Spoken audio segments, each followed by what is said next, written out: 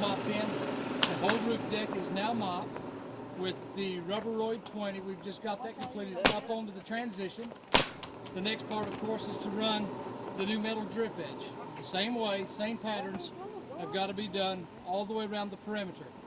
Then we go back in behind and we have a base primer that we prime the metal. We got to make sure that the asphalt is going to stick to that metal. We do that by putting a base primer down.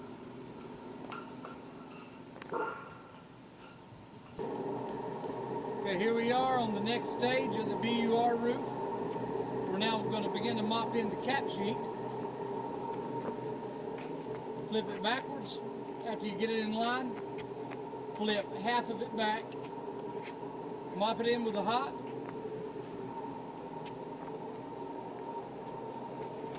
As seen, flip it right over into place.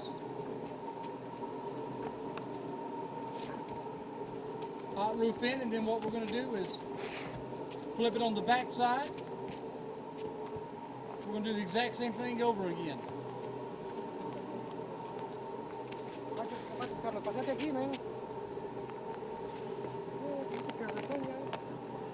Flip over. Do the same process over. So now you have a 75. You have a 20 mopped down onto that 75. And now we have a cap sheet that's being mopped down on top of the 20. Mop in your ends to make sure they're secure. You have yourself a BUR roof. This is pretty much the end of day 2. And by the end of the day, we are going to have all of this small flat deck. It's a very small roof on this flat. So today, with no problem, we're going to have all of this complete. And this roof will be ready for its first inspection. And we'll be back in a couple of days and we'll finish it out. This is Ken Russell.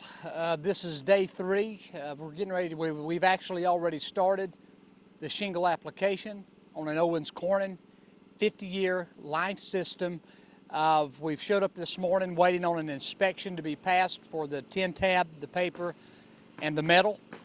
This morning we show up, the first thing we do is we get the permit in hand and we read any kind of notes that have been left here by the inspector. Here he just simply initialed it and give us a pass on it. So we're now ready for the next part of the roof, which is in progress. We're going to start putting the roof on now. I've had some guys up here working for about an hour. So we're going to go ahead now, go up on the roof, take a look at the proper installation of this architectural shingle by Owens Corning. Remember, we always put the shingle on exactly according to the manufacturer's instructions on the paper for a high wind velocity zone. Let's go up on the roof and take a look. Okay, here we are today. We're in the on the roof. This is the in progress of the application of the shingle. We have a section that'll be going down over in this area over here.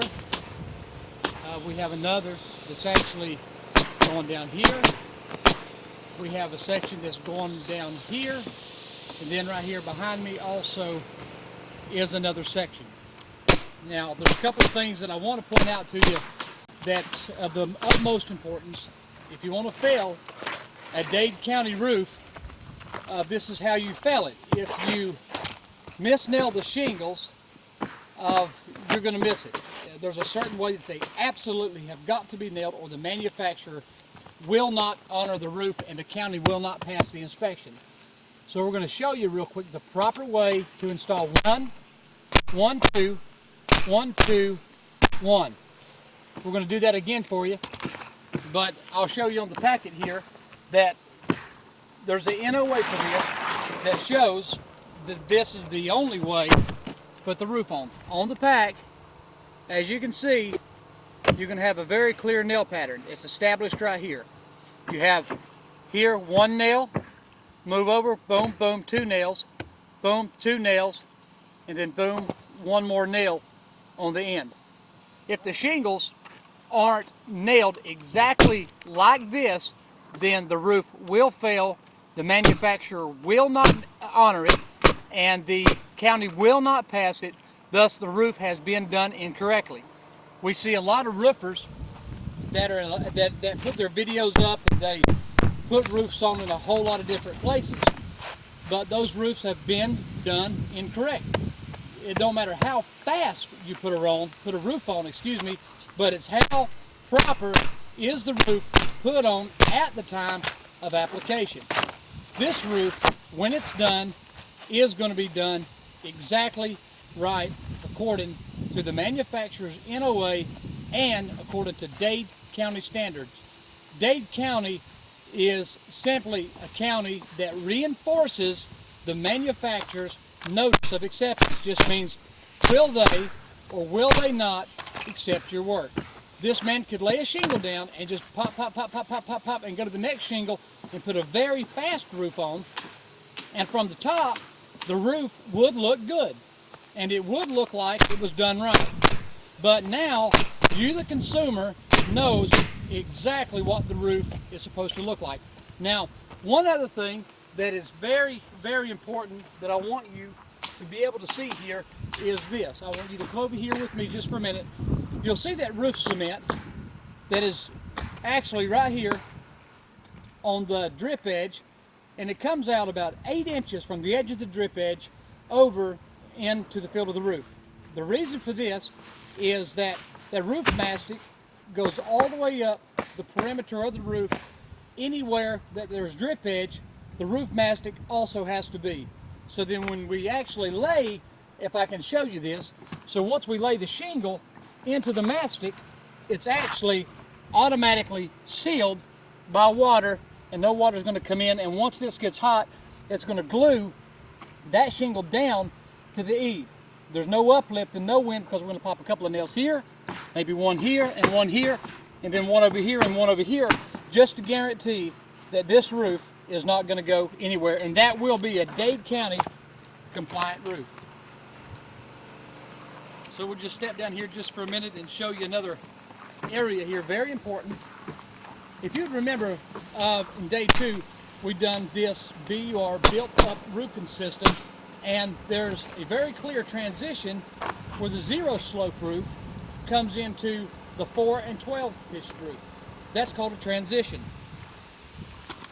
In the transition, also you have the roof mastic, the roofing cement that's right in front of you. What we do now is we bring the shingles across the field of the roof, and we go 4 shingles down to make sure that that seam right there is covered by the shingles by at least 3 feet, or at least a minimum of 2 feet. And that way, the roof is absolutely not going to leak, and it's done right from point A to point B.